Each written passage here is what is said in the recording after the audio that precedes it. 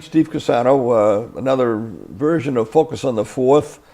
I have two guests. Laura Cordes is with us, who we know formally as the chair of CONNSACS, and then we have Jillian Gilchrest with us, who works with Laura.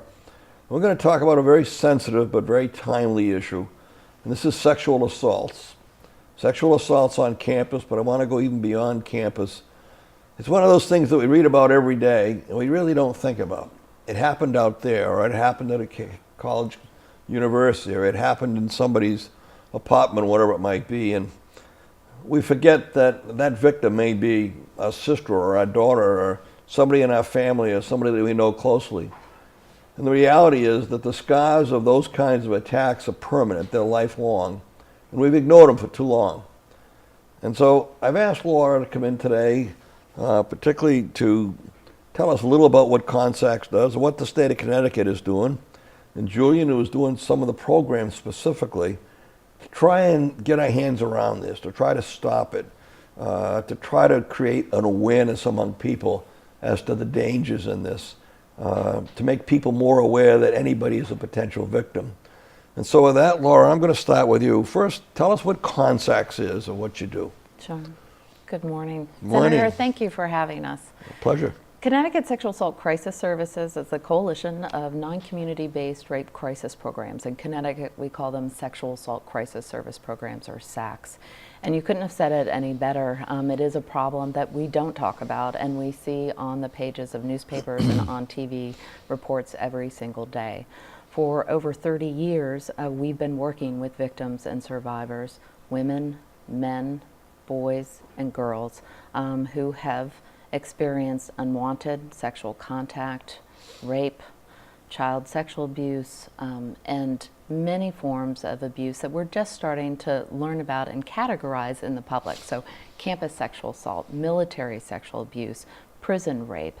These are all forms of sexual violence that for far too long have lived in the shadows. Through our work with rape crisis counselors and advocates, we provide 24/7 hotlines in English and in Spanish. And each of our programs works with adults and children, providing crisis counseling, court accompaniment, accompanying to the police station, and for many victims who move forward in the criminal justice process, where they start is by going to the hospital to have what is a very invasive sexual assault forensic exam and evidence collection. So we are the folks, our sexual assault victim advocates, who provide that support both in the short term and in the long term. As you mentioned, survivors have to survive and live with this for their entire lives, and we forget about that. We see a headline, but it impacts the victim and their families and the larger community in so many ways. It's very costly and impacts a person's ability to stay in school, which we'll talk more about with campus sexual assault, maintain jobs, and when we say short and long-term impacts, we mean health impacts. So post-traumatic stress disorder, we talk a lot about that with people who've survived acts of violence, but we don't often think of sexual assault as violence. We refer to it many times as sexual violence because we forget that impact that it has. So many victims actually fear for their lives during the assault. For the victims and survivors who live with us, they need support at different times in their lives, not only right after the assault, but if they go through the criminal justice process, it can be very long. So our advocates are there with them to support them and their family and their friends. Also, what CONNSACS does at a statewide level is not only set the standards and help to secure funding for these programs, we're also the folks that are working on public policy advocacy, both legislative initiatives with champions like yourself, as well as state administrators to make sure that there are policies and practices in place that help prevent sexual violence and also make sure that we respond appropriately with support for victims and survivors. And then the last thing that we do on a statewide level is provide prevention education programs to make sure that we're changing the culture, and you hear the term quite a bit, rape culture, and that means communities that look the other way when offending behavior happens and keep blaming victims. And that's a culture shift that at a time when I really haven't seen it in the 15 years that I've been doing this work, that we're having public conversations about sexual assault and saying, hey, that's not right to blame a victim. She or he did nothing to deserve this. And we really need to focus that attention back on the offender. And I know we're going to talk more about offenders because we're learning a lot more about who the individuals are that commit these crimes. The other type of education that we do is then general awareness to make sure people understand where they can get support and services. Victims risk a lot coming forward. They've lost trust, control. Sexual assault is such a personal and violation of a person's autonomy that to actually tell someone, it's risking being able to share something that's so private. Many victims have an undue amount of shame, blame, and guilt. And we know from stories in the press that far too many victims, when they disclose, are met with judgment and blame and discounted. And they say things like, oh, well, what were you doing out alone? Or, but he's such a nice guy. That's the victim blaming that we need to shift. And at the same time, we need to let people know that there are safe places for victims to come forward. And I know we'll talk about our hotlines, but there are private, free spaces on a hotline or in person for folks to go anywhere in this state through CONNSACS and our member programs. You talk about a culture change. Jillian, you've been doing this for a while. I was at a meeting last night, talked about this last night, and somebody said, you know, women have been victims of rape for thousands of years as part of the spoils of victory of war. And that was kind of hit me. And yet the reality is there's truth to that. We're not trying to change a culture in the year 2000. We're trying to change centuries of culture where women have been in a secondary position and in fact spoils of victory. That's a challenge. That's a challenge. And when I can read constantly about bullying, and bullying seems to be a real big issue today, and yet the consequences here are even potentially higher, and we don't seem to get the same amount of press coverage, concern expressed, whatever it is. Do you see that, or am I off base here? When we talk about, victim blaming, for a woman's entire life, we've been teaching risk reduction. Risk reduction is carry your keys, or put a coaster over your drink if you're going out. So an entire woman's life, she's being raised to protect herself against rape, instead of raising people not to rape. And so we really do need to change the culture where we value women, where we question offending behaviors and not the victim and what she did. And so, like Laura said, it feels like we're at a point in time where people are starting to question, what is this rape culture you're talking about? And so we need to really start having bigger conversations about what we mean by rape culture. And what we mean by that are all of the different norms that allow men to have dominance over women and men and children. And that raises another whole social setting situation. Maybe it's my own imagination. I don't think parents communicate and take the time, because of the lifestyle we live today, to communicate with our children as much as we used to. How much of this is because we're missing that at home, because we don't sit down and talk about these? And quite honestly, because parents have a tremendously difficult time talking about the potential of a rape or any of these types of things. It's like, when can I have sex, Mom? It all ties in together with this communication. Are we making efforts to get parents involved at a younger age with their children? There's a number of different programs, and it's not parents, it's also teachers, it's community members, and how we all talk about respecting one another, and at a young age about the autonomy that even young children can and should have about their own bodies. And I know Jillian's a parent, and we coach other parents. It's not okay for folks to just say, oh, Sally, get up on my lap, or it'd be nice to ask permission, and we should give our children permission to say, no, I'd actually like to shake your hand instead of hug you, or I don't feel comfortable getting up on your lap right now. But we put children in this position over and over again where we say your body isn't yours to control. And so as they get older, when we don't have these conversations about your autonomy, your right to consent to any type of touch, when we get older and we're in a setting when women or children or people who are marginalized, people with disabilities, people of color, feel oppressed, these are the opportunities for offenders then to take advantage, because we know that there's a whole set of folks who have never been taught that it's okay to say no, and that because of the rape myths that we live with, that when somebody might speak out, the offender can say, you know, women, they make things up. And they can also say, who's going to believe you? Because I'm in a position of power. And that's what we know a lot more about, is who these offenders are and how they manipulate and coerce. And you can see children that are 8, 10, 12 years old, you can see when they are uncomfortable in these situations, and that in itself is a sign of awareness. So Yes. we're going to take a break and come back in a second.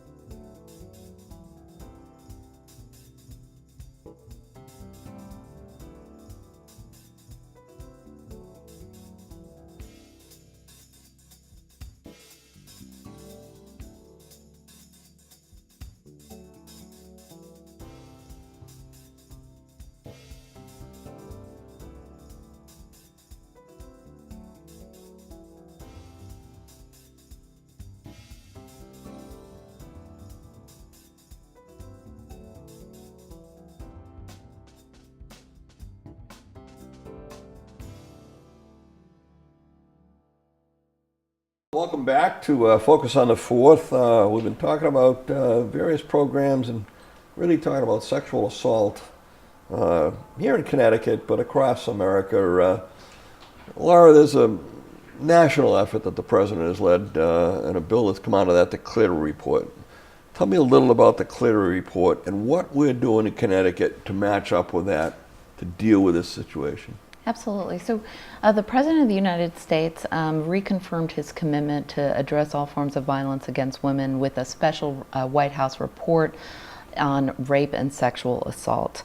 This was just last month, and within that report, it looked at sexual assault across the lifespan of a woman and found that nearly 20% of all women will experience sexual assault in their lifetime. It is an epidemic. You mentioned earlier, it's not just in this country, it's around the world. But here in Connecticut, incidence and prevalence studies show about the same rate for all Connecticut residents that will experience sexual violence at some point in their lifetime. It's about 20%. Within that report, the president highlighted campus sexual assault as a particular problem. Several years ago, the administration, through the Office of Civil Rights, put out a report and what's called a Dear Colleague letter to campuses saying that we have a problem and you should focus on Title IX and its requirements to make sure that we're not creating hostile environments for women and that they have the equal opportunity to pursue their education. And sexual assault stops women from being able to pursue their college education. They said that campuses had to respond and set up programs, prevention education and training, and investigate sexual assault.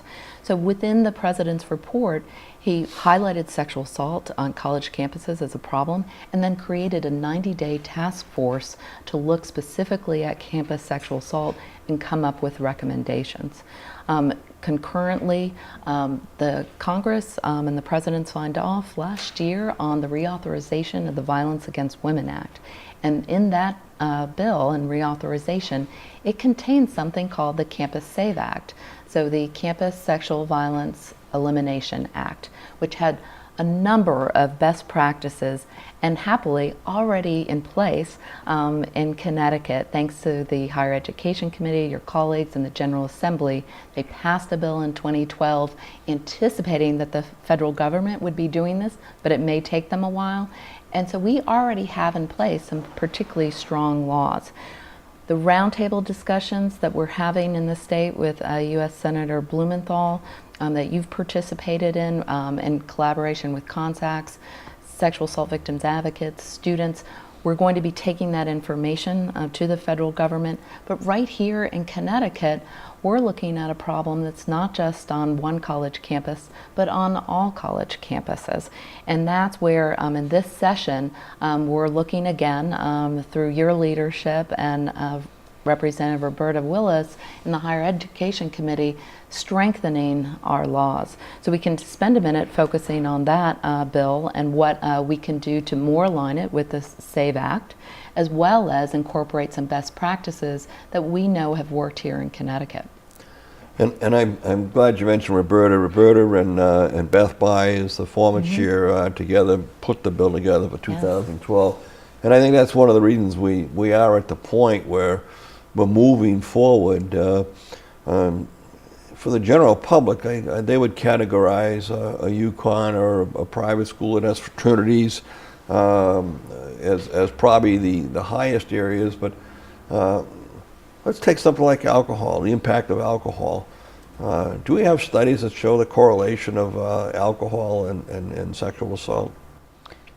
There are certainly studies that show a correlation, but what we are finding out the more we know about offenders is that offenders actually use alcohol to get at their victims. So I think there's a misunderstanding that most people think, okay, they'll have the myth that a woman was drinking, a man was drinking, they drank a little too much and maybe something happened, but he didn't really mean it, and or that she might regret it in the morning. Those aren't the situations that are happening. What we now know from studies is that the offenders on campuses are multiple repeat offenders who use alcohol to get a woman drunk and then rape her. And they go into that situation knowing that they're going to do that. That's their intention. It's premeditated. They know the victim. They target and use alcohol, drugs, whether voluntarily or involuntarily ingested, knowing that people have grown up with this narrative that somehow it's the woman's fault. And anybody that's listening to this program, if you've been on a college campus, you've probably seen this take place. You can see somebody that is a potential victim. We see people with pills for drinks. We see all kinds of attempts to, literally a seduction process that takes place. You and I have talked about intervener status. How do we intervene? And how do you, is there a relationship involving two people that are drinking and high, or is somebody trying to get somebody into their dorm room? Talk a little about the intervener status. What can we do as students, as parents? particularly people at these parties where much of this takes place, what can an intervener do? Sure. So what we know is, I mean, relationships vary between offender and victim across the board, but the overwhelming majority of victims do know their offender but are not in an intimate relationship with them. It might be a friend they have in their larger group of friends, someone they know from class, and so there is that level of comfort because they do know the offender, and so the offender again uses that comfort to sexually assault their victim. So what CONNSACS is doing, we have this program called Where Do You Stand? And it's a bystander intervention program statewide with a large focus on campuses. And we're trying to teach primarily men, but it is for men and women, how to have the skills. So it teaches people, it gives them the skills to be able to step in. So if you are to be in a situation where you see your friend drinking a little too much and there's a man trying to take her possibly upstairs, what could you say using your own words that you're comfortable with to step in?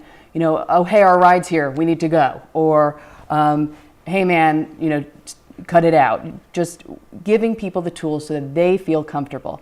Because studies show that the majority of men do not like inappropriate sexist comments or that type of behavior, but just feel like they might be the only one that feels that way and don't want to step up and step in.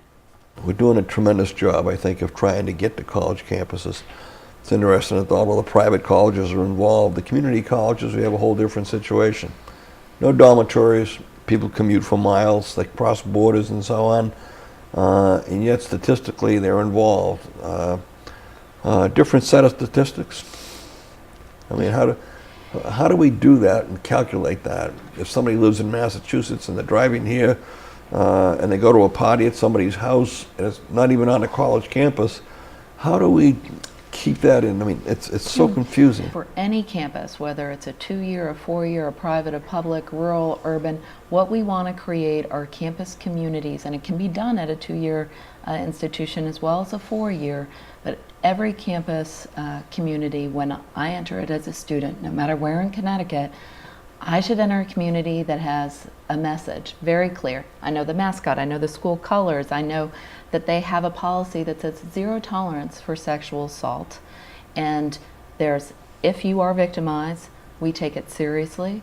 You'll have information about your rights, your reporting options, and access to information about how to hold the offender accountable, as well as access to services to meet your needs.